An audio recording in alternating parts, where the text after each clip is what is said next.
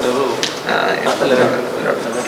ನಾಳೆ ಮತ್ತೆ ಅವರು ವಾಪಸ್ 6 ಗಂಟೆಗೆ ಬನ್ನಿ ಬನ್ನಿ. Thank you very much. Thank you thank you. ನಮಸ್ಕಾರ ಸರ್ವರಿಗೂ ನಮಸ್ಕಾರ. ನಮ್ಮ ನಡೆ ಧರ್ಮಸ್ಥಳ ಕಡೆ ಅಂತ ನಾವು ಬೆಂಗಳೂರಿನಿಂದ ಇವತ್ತು ಧರ್ಮಸ್ಥಳಕ್ಕೆ ಹೋಗಬೇಕು ಅಂತ ನಾವು ಪಾದಯಾತ್ರೆ ಮುಖಾಂತರ 30 ಜನ ಸಿದ್ಧವಾಗಿ ಫಸ್ಟ್ ಡೇ ಕಂಪ್ಲೀಟ್ ಮಾಡಿದ್ದೀವಿ. ಕರ್ನಾಟಕ ಎಷ್ಟು ಸುಂದರವಾಗಿದೆ, ಕರ್ನಾಟಕದಲ್ಲಿ ಜನರು ಧರ್ಮಸ್ಥಳದ ಬಗ್ಗೆ ಏನು ಭಾವನೆ ಇಟ್ಕೊಂಡಿದ್ದಾರೆ ಅಂತ ಮುಕ್ತವಾದ ಚರ್ಚೆ ಮಾಡೋದು ಒಂದು ಅವಕಾಶ ಸಿಕ್ತು. ಧರ್ಮಸ್ಥಳದ ಕೊಡುಗೆ ಮಾನವತೆಗೋಸ್ಕರ, ಧರ್ಮಕ್ಕೋಸ್ಕರ, ಪ್ರೀತಿಗೋಸ್ಕರ, ವಿದ್ಯಾಭ್ಯಾಸಕ್ಕೋಸ್ಕರ, ಕ್ಷೇಮಕ್ಕೋಸ್ಕರ ಏನು ಕೆಲಸ ಮಾಡ್ತಾರೆ, ನಿರಂತರವಾದ ಅವ್ರು ಮಾಡ್ತಿರೋ ಸರ್ವಿಸ್ ಜನರ ಬಾಯಿಂದ ಕೇಳೋದು ನಮಗೊಂದು ಭಾಗ್ಯ ಸಿಕ್ತು, ಅವಕಾಶ ಸಿಕ್ತು. ನಾವು ಮತ್ತು ನಮ್ಮ ತಂಡ ಸಂಪೂರ್ಣವಾಗಿ ತೃಪ್ತಿ ಪಡ್ಕೊಂಡು ನಿಮ್ಮ ಮುಂದೆ ಕೂತ್ಕೊಂಡಿದ್ದೀವಿ. ಬನ್ನಿ, ಜನರ ಭಾವನೆ ಅರ್ಥ ಮಾಡ್ಕೊಳ್ಳಿ. ಜನರು ಎಷ್ಟು ಈ ವಿಶಾಲವಾದ ಸಂಸ್ಥೆಯನ್ನು ಪ್ರೀತಿಸ್ತಾರೆ, ಎಷ್ಟು ಅವರ ಮನಸ್ಸಿನ ಅಂತರಾಳದಲ್ಲಿ ಈ ಸಂಸ್ಥೆ, ಯಾಕಂದರೆ ಇವತ್ತಿಂದ ಇಲ್ಲ, ಸರಿಸುಮಾರು 100 ವರ್ಷಗಳಿಂದ ಜನರ ಕಷ್ಟ ಅರ್ಥ ಮಾಡಿಕೊಂಡು ಜನರಿಗೋಸ್ಕರ ದುಡಿತಿರುವ ಸಂಸ್ಥೆ. ಮೊದಲನೇ ದಿನ ನಾವು 35 ಕಿಲೋಮೀಟ್ರ್ ಇವತ್ತು ಮುಗಿಸಿದ್ದೀವಿ. 17ನೇ ತಾರೀಕಲ್ಲಿ ನಾವು ಸೇರಿಕೊಳ್ತೀವಿ. ನಮ್ಗೆ ತುಂಬ ಖುಷಿಯಾಗಿದೆ. ಇವತ್ತು ನೀವು SDM ಬಗ್ಗೆ ಹೇಳ್ತಾ ಇದ್ರಿ, ಕ್ಷೇಮವನದಲ್ಲೇ ಇದ್ದೀರಾ. 36 ವರ್ಷಗಳ ಹಿಂದೆ ಹೆಗ್ಡೆಜಿ ಅವರು ಧರ್ಮಸ್ಥಳದಲ್ಲಿ ಶಾಂತಿವನ ಅನ್ನೋ ನ್ಯಾಚುರೋಪತಿ ಪ್ರಕೃತಿ ಚಿಕಿತ್ಸಾಲಯವನ್ನು ಸ್ಥಾಪಿಸಿದ್ರು. ಈಗ ರೀಸೆಂಟ್ ಆಗಿ ಬೆಂಗಳೂರಿಗರಿಗೂ ಇದೊಂದು ಅವಕಾಶ ಸಿಗಲಿ ಅನ್ನೋ ಕಾರಣಕ್ಕೆ ಇಲ್ಲೂ ಕೂಡ ಈ ಥರ ಒಂದು ಪ್ರಕೃತಿ ಚಿಕಿತ್ಸಾ ಕೇಂದ್ರವನ್ನು ಕಟ್ಟಿದ್ದಾರೆ. ಇದರ ಬಗ್ಗೆ ನೋಡಿ, ಭಗವದ್ಗೀತೆಯ ಒಂದು ಶ್ಲೋಕ ಇದೆ, ಯೋಗಕ್ಷೇಮಂ ವಹಾಮ್ಯಹಂ ಅಂತ. ನಿನ್ನ ಯೋಗ ಮತ್ತು ಕ್ಷೇಮ ನನ್ನದು. ನನ್ನದಂದ್ರೆ ಏನು? ನಾನು ಕೊಟ್ಟಿರುವ ಸರಿಯಾದ ಆಹಾರ ನೀನು ತಿನ್ನು, ನಿಂಗೆ ಕ್ಷೇಮವಾಗಿರ್ತೀಯ. ನಾನು ಏನು ಹೇಳಿದ್ದೀನಿ ಅದು ಮಾಡು, ಕ್ಷೇಮವಾಗಿರ್ತೀಯ. ವೈದ್ಯರೇ ಹೇಳಿದ ಮಾತು ಕೇಳು, ಕ್ಷೇಮವಾಗಿರ್ತೀಯ ಅಂತ. ಇದು ಯೋಗಕ್ಷೇಮ, ಇದು ಕ್ಷೇಮವನ ಎಷ್ಟು ಸುಂದರವಾಗಿದೆ. ತಾವೆಲ್ಲರೂ ಬರಬೇಕು. The kind of experience what you going to get international level. ಇಂಥ ಒಂದು ಸಂಸ್ಥೆ ನಾನಂತೂ ನೋಡಿಲ್ಲ. ಯಾಕಂದರೆ ಹಾಸ್ಪಿಟ್ಲ್ ಏನು ಮಾಡುತ್ತೆ ಅಂದರೆ, ನಿಮ್ಗೆ ರೋಗ ಬಂದಾದ ಮೇಲೆ ಹಾಸ್ಪಿಟಲ್ ನಿಮ್ಮನ್ನು ಟ್ರೀಟ್ಮೆಂಟ್ ಕೊಡುತ್ತೆ. ರೋಗ ಬರಬಾರ್ದು ಅಂತ ಯಾರು ಕೆಲಸ ಮಾಡ್ತಾರೆ, ಅದೇ ಕ್ಷೇಮವನವನ್ನು ಮಾಡ್ತಾ ಇರುವ ನಾನು ಡಾಕ್ಟರ್ಸ್ ಜೊತೆ ನಾನು ಮಾತಾಡೋಕ್ಕೆ ನನಗೆ ಅವಕಾಶ ಸಿಕ್ತು. ಏನೇನು ಅವರು ಉಪಯೋಗಿಸ್ತಾ ಇದ್ದಾರೆ, ಈ ಪ್ರಕೃತಿಯನ್ನು ಮತ್ತು ನಿಮ್ಮ ನಿದ್ದೆಯನ್ನು, ನಿಮ್ಮ ಮೆಡಿಸನ್ನು, ಫುಡ್ಡು, ಇದೆಲ್ಲ ನಿಮ್ಮ ಕ್ಷೇಮಕ್ಕೆ reasons. So they are doing a wonderful job. ನನಗೆ ಕ್ಷೇಮವನಕ್ಕೆ ಬಂದು ನಾನು ಯಾವ ಕ್ಷೇಮವನ ನನ್ನ ಜೀವನದಲ್ಲಿ ಬರ್ತೀನಿ, ನನ್ನ ಮಕ್ಕಳನ್ನ, ನನ್ನ ಹೆಂಡ್ತಿನ ಕರ್ಕೊಂಡು ಬರ್ತೀನಿ ಅಂತ ನಾನು ಕಾಯ್ತಾ ಇದ್ದೀನಿ. ಖಂಡಿತ ಇಲ್ಲಿ ಬರೋ ಪ್ರತಿ ಗೆಸ್ಟ್ಗಳನ್ನು ನಾವು ಸಾಧಕರು ಅಂತ ಕರಿತೀವಿ, ಹಾಗೆ ಕೆಲಸ ಮಾಡೋ ಪ್ರತಿಯೊಬ್ಬರನ್ನು ಸೇವಕರು ಅಂತ ಕರಿತೀವಿ. ಪಾದಯಾತ್ರೆಯ ಬಗ್ಗೆ ಇನ್ನಷ್ಟು ಹೇಳೋದಾದ್ರೆ ನೋಡಿ, ಪಾದಯಾತ್ರೆ ನಾವು ಯಾಕೆ ಮಾಡ್ತಾ ಇದ್ದೀವಿ ಅಂದರೆ, ಯಾವುದಾದ್ರೂ ಒಳಿತು ಮಾಡುವ ಒಂದು ಸಂಸ್ಥೆ ಇರುತ್ತಿಲ್ಲ, ಕಟ್ಟಕ್ಕೆ 100 ಜನರ ಪ್ರಾಣ, 100 ಜನರ ಜೀವ, 100 ಜನರ ಕನಸು ಅದರಲ್ಲಿರುತ್ತೆ. ಅದನ್ನು ಒಡೆಯೋಕ್ಕೆ ಯಾರಾದರೂ ಮುಂದೆ ಬಂದರೆ, ಒಳಿತು ಮಾಡುವ ಸಂಸ್ಥೆಯನ್ನು ಯಾರಾದರೂ ಒಡಿತೀನಂತ ಮುಂದೆ ಬಂದರೆ, ಇದು ನನ್ನ ಜವಾಬ್ದಾರಿ ಆಗುತ್ತೆ, ನಿಮ್ಮ ಜವಾಬ್ದಾರಿ ಆಗುತ್ತೆ, ಸಮಸ್ತ ಜನರ ಜವಾಬ್ದಾರಿ ಆಗುತ್ತೆ. ಅದು ಯಾವುದಾದ್ರೂ ಒಂದು ಸಂಸ್ಥೆ ಇರಲಿ. ನಾನು ಒಂದು ಮುಸಲ್ಮಾನ, ಯಾವುದಾದ್ರೂ ಒಂದು ಮುಸಲ್ಮಾನ್ ಸಂಸ್ಥೆ ಏನಾದರೂ ಕೆಟ್ಟದಾಗಿ ಮಾಡ್ತಾಯಿದ್ರೆ ಅದು ಹಿಂದೂಗಳ ಒಂದು ದಾಯಿತ್ವ ಆಗುತ್ತೆ. ಅವ್ರು ಬಂದ್ಬಿಟ್ಟು ಆ ಸಂಸ್ಥೆ ಉಳಿಸೋಕ್ಕೋಸ್ಕರ ಕೆಲಸ ಮಾಡಬೇಕು.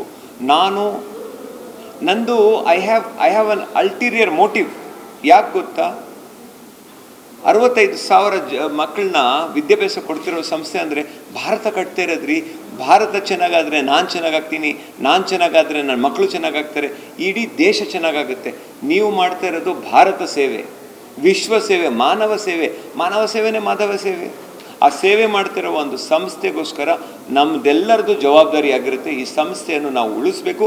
ಹಾಗಾಗಿ ಪಾದಯಾತ್ರೆ ಮುಖಾಂತರ ಏನು ನಾವು ಸಾಧನೆ ಮಾಡ್ತಾ ಇಲ್ಲ, ಜನರ ಹತ್ರ ಹೋಗಿ ಜನರ ಭಾವನೆ ತಿಳ್ಕೊಂಡು ಮುಂದೆ ಅಲ್ಲಿ ಹೋಗ್ಬಿಟ್ಟು ನಾವು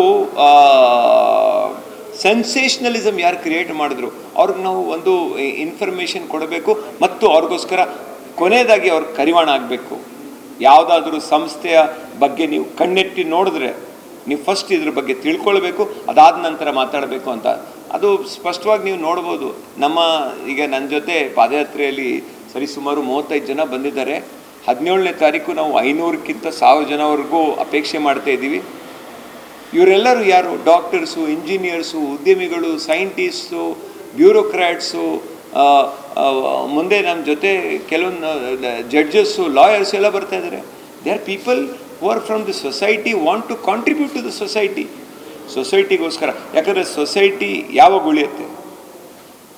ಯಾವತ್ತು ಅರಿವು ನನ್ನಿಂದ ನಿಮಗೆ, ನಿಮ್ಮಿಂದ ನನಗೆ ಮೂಡಿಸುತ್ತೆ, ಆವಾಗಲೇ ಸೊಸೈಟಿ ಉಳಿಯುತ್ತೆ. ಇದೇ ನಮ್ಮ ಪಾದಯಾತ್ರೆಯ ಒಂದು ಸಂದೇಶ. ಏನಂದರೆ, ಈ ಸಂಸ್ಥೆ ಬಗ್ಗೆ ಅರ್ಥ ಮಾಡ್ಕೊಳ್ಳಿ, ಈ ಸಂಸ್ಥೆ ಮಾಡ್ತಾ ಇರುವ ಒಳಿತು ಬಗ್ಗೆ ಅರ್ಥ ಮಾಡ್ಕೊಳ್ಳಿ. ಯಾವುದಾದ್ರೂ ನೆಕ್ಸ್ಟ್ ಟೈಮು ಯಾವುದಾದ್ರೂ ಸಂಸ್ಥೆ ಬಗ್ಗೆ ಕೆಟ್ಟದಾಗಿ ಮಾತಾಡೋದಕ್ಕಿಂತ ಮುಂಚಿತವಾಗಿ 100 ಸರಿ ಆಲೋಚನೆ ಮಾಡಬೇಕು. ಅದೇ ನಮ್ಮ ಸ್ಪಷ್ಟವಾದ ಸಂದೇಶ. Thank you so much. ಹಾಗೆ ನಿಮ್ಮ ಮತ್ತೆ ಧರ್ಮಸ್ಥಳದ ನಡುವಿನ ಒಡನಾಟ ಹೇಗಿದೆ? ನೋಡಿ, ನಾನು ಧರ್ಮವನ್ನು ಪಾಲನೆ ಮಾಡೋನು. ಅದು ಧರ್ಮದ ಸ್ಥಳ. ಯಾವ ಧರ್ಮ ಅಂತ ಹೇಳಿಲ್ಲ, ಧರ್ಮದ ಸ್ಥಳ. ಒಂದು ಜಾಗದಲ್ಲಿ ಅಹಿಂಸೋ ಪರಮಧರ್ಮ ಅಂತ ಇದೆ, ಅಹಿಂಸಾ ಪರಮಧರ್ಮ ಅಂತ ಇಸ್ಲಾಂ ಹೇಳುತ್ತೆ. ಫುಲ್ಜಾ ಹಕ್ ವಜಾಕ್ ಅಲ್ ಬಾತಿಲ್ ಇನ್ನಲ್ಲ ಬಾತಿಲ ಕಾನ ಜಹೂಕ. ಸತ್ಯ ಗೆಲ್ಲುತ್ತೆ, ಸುಳ್ಳು ಸೋಲುತ್ತೆ. ಸುಳ್ಳು ಹುಟ್ಟಿರುತ್ತೆ ಸೋಲಕ್ಕೋಸ್ಕರ. ಎಲ್ಲಿ ಧರ್ಮ ಇರುತ್ತೆ ಅಲ್ಲಿ ಸತ್ಯವಿರುತ್ತೆ, ಎಲ್ಲಿ ಧರ್ಮ ಇಲ್ಲ ಅಲ್ಲಿ ಸುಳ್ಳಿಗೆ ಜಾಗ ಇಲ್ಲ. ಸೊ ಡೆಫಿನೆಟ್ಲಿ ನಂದು ಒಂದು ಧರ್ಮಸ್ಥಳದ ರಿಲೇಷನ್ಶಿಪ್ ಹೇಗಿದೆ ಅಂದರೆ, ಒಂದು ಭಕ್ತ ಮತ್ತು ದೇವರ ಮಧ್ಯೆ ಹೇಗೆ ಒಂದು ಸಂಬಂಧ ಇರುತ್ತೆ, ಒಂದು ಹೃದಯ ಮತ್ತು ಹಾರ್ಟ್ ಬೀಟ್ ಬಗ್ಗೆ ಏನು ಸಂಬಂಧ ಇರುತ್ತೆ, ಅದೇ ನಂದು ಒಂದು ಧರ್ಮಸ್ಥಳದ ಸಂಸ್ಥೆಯ ನಂದು ಅವ್ರದ್ದು ಸಂಬಂಧ. ಪ್ರೀತಿಯ ಸಂಬಂಧ, ಪ್ರೇಮದ ಸಂಬಂಧ, ಭಾರತದ ಸಂಬಂಧ, ಭಾವೈಕ್ಯತೆಯ ಸಂಬಂಧ. ಮುಂದೆ ಬರುವ ಪೀಳಿಗೆಗೆ ನಾವು ಕೊಡ್ತಾ ಇರುವ ಒಂದು ಸಂದೇಶದ ಸಂಬಂಧ. ಅದೇ ಒಂದು ಸಂಬಂಧ ನಿಮ್ಮದು ನಂದಾಗಿರಲಿ. ನೀವು ಈ ಸಂಬಂಧ ಮುಂದೆ ಬೆಳಿಬೇಕು. ಈ ಈ ಈ ಈ ಸಾಮಾಜಿಕ ಜಾಲತಾಣದಿಂದ ಹಾಗೂ ಮೀಡಿಯಾದ ಮುಖಾಂತರ ನನ್ನ ಮಾತು ಎಲ್ಲೆಲ್ಲಿ ಹೋಗ್ತಾ ಇದೆ, ನಾನು ಅವ್ರ ಹತ್ರ ಒಂದೇ ಕೇಳ್ಕೊಳ್ಳೋದು, ಕೈ ಜೋಡಿಸಿ ವಿನಂತಿಸ್ಕೊಳ್ತಾ ಇದ್ದೀನಿ. ಯಾವುದಾದ್ರೂ ಸಂಸ್ಥೆಯನ್ನು, ಯಾವುದಾದ್ರೂ ವ್ಯಕ್ತಿಯನ್ನು, ಯಾವುದಾದ್ರೂ ಒಂದು ಉದ್ದೇಶವನ್ನು ಸರ್ವನಾಶ ಮಾಡೋದು ತುಂಬ ಈಸಿ, ಆದರೆ ಕಟ್ಟೋದು ತುಂಬ ಕಷ್ಟ.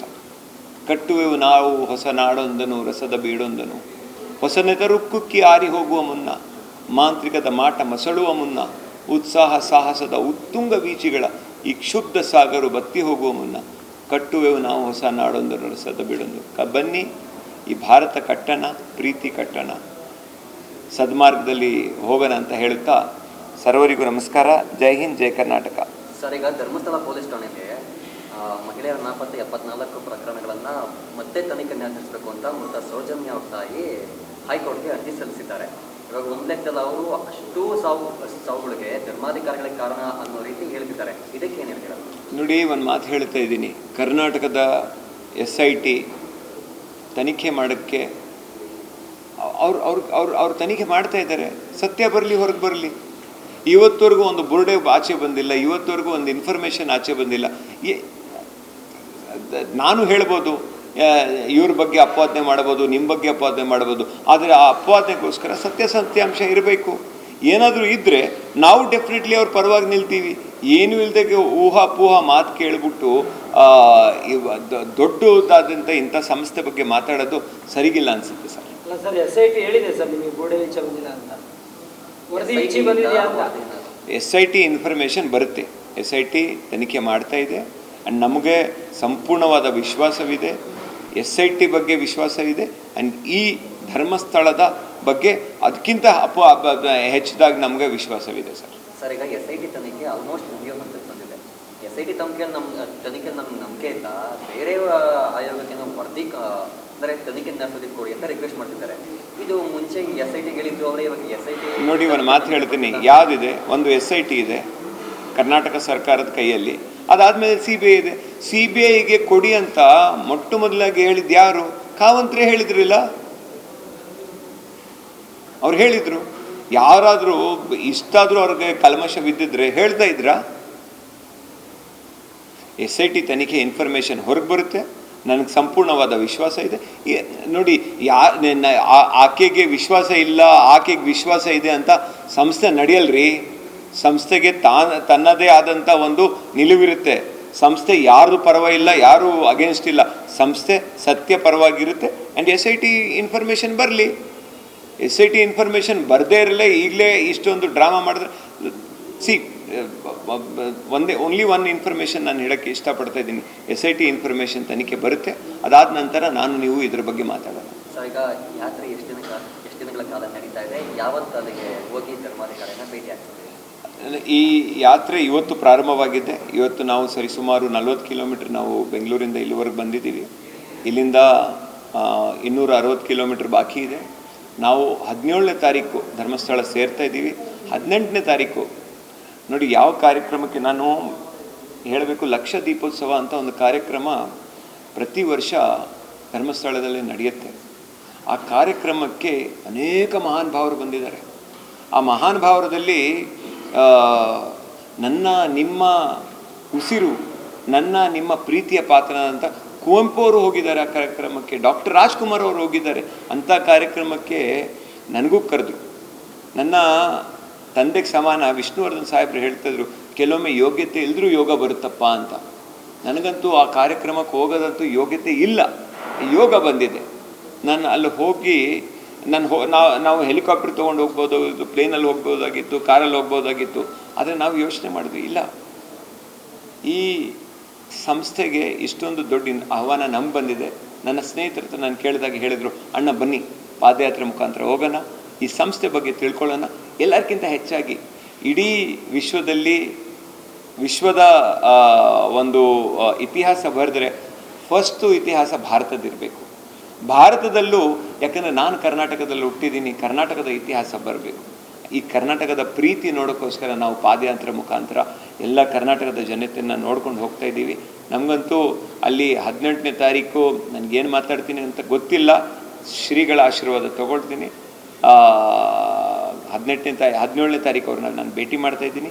18ನೇ ತಾರೀಕು ಲಕ್ಷ ದೀಪೋತ್ಸವದ ಸರ್ವಧರ್ಮದ ಒಂದು ಕಾರ್ಯಕ್ರಮ ನಡೀತದೆ. ಅದರಲ್ಲಿ ನನಗೆ ನಮ್ಮ ತಾಯಿ ತಂದೆ ನಮ್ಮ ಗುರುಗಳು ಏನು ಹೇಳ್ಕೊಟ್ಟಿದ್ದಾರೆ ಅಲ್ಲಿ ಹೇಳಕ್ಕೆ ನಾನು ಪ್ರಯತ್ನ ಪಡ್ತೇನೆ. ಧರ್ಮದ ಮೇಲೆ ರಾಜಕೀಯ ನಡೆ ಅಂತ ಅದರಲ್ಲಿ ನೀವೇನು ಹೇಳ್ತೀರಿ ಸರ್ ನಿಮ್ಮ ಕಡೆ? ಅಂದರೆ ಆ ಥರ ಒಂದು ಇದಕ್ಕೆ ಬಳಸ್ಕೊಂಡು ಏನಿದೆ ಅಂತ ಆ ಥರ ಹೇಳೋರು. ಎಲ್ಲಿ ಧರ್ಮವಿರುತ್ತೆ ಅಲ್ಲಿ ರಾಜಕಾರಣ ನಡೆಯಲ್ಲ, ಎಲ್ಲಿ ರಾಜಕಾರಣವಿರುತ್ತೆ ಅಲ್ಲಿ ಧರ್ಮದ ಅವಶ್ಯಕತೆ ಇಲ್ಲ. ರಾಜಕಾರಣ ಬೇರೆ, ಧರ್ಮ ಬೇರೆ. ಧರ್ಮ ಏನು ಹೇಳಿಕೊಡುತ್ತೆ ನಿಮಗೆ? ನ್ಯಾಯ, ನೀತಿ. ರಾಜಕಾರಣನೂ ಅದೇ ಹೇಳಿಕೊಡುತ್ತೆ. ಬಟ್ ಧರ್ಮದ ಒಂದು ಮೆಟ್ಲಿಂದ ರಾಜಕಾರಣ ಮಾಡೋದು ಸೂಕ್ತವಿಲ್ಲ ಅಂತ ನನ್ನ ಮನಸ್ಸು ಹೇಳುತ್ತೆ. ಯಾರಾದರೂ ಮಾಡ್ತಾ ಇದ್ರೆ ಅವ್ರಿಗೆ ಅದು ಸಂಬಂಧಪಟ್ಟಿರುತ್ತೆ. ಇಷ್ಟು ದೊಡ್ಡ ಪಿತೂರಿ ಮಾಡಿರೋದಿಲ್ಲ ಸರ್ ಧರ್ಮ ಕ್ಷೇತ್ರ ಬಗ್ಗೆ, ಅವ್ರಿಗೆ ಹೇಳ್ತೀರಾ ಸರ್ ನಿಮ್ಮ ಕಡೆಯಿಂದ ಹೇಳೋದಾದ್ರೆ? ನೋಡಿ, ಧರ್ಮ ನಮ್ಮದೇ ರೀ, ಅದು ನಿಮ್ಗೆ ಬಿಟ್ಟಿರೋದು. ಅದ್ರ ಕರ್ಮ ನೀವು ನಂಬಿದ್ರೂ ನಿಮ್ಮ ಕಡೆ ಬರುತ್ತೆ, ನೀವು ನಂಬಿಲ್ಲ ಅಂದ್ರೂ ಕರ್ಮ ನಿಮ್ಗೆ ಬರುತ್ತೆ. ಕರ್ಮ ಯಾರ್ಯಾರು ಏನು ಮಾಡಿದ್ದಾರೆ ಅವ್ರಿಗತ್ತು ತಟ್ಟುತ್ತೆ, ಮುಟ್ಟುತ್ತೆ. ನನಗೆ ಸಂಪೂರ್ಣವಾದ ವಿಶ್ವಾಸ ಇದೆ. Thank you very much. ಸರ್ವರಿಗೂ ನಮಸ್ಕಾರ. ಸರ್ವೇ ಜನೋ ಸುಖಿನೋ ಭವತು. ನಮಸ್ಕಾರ.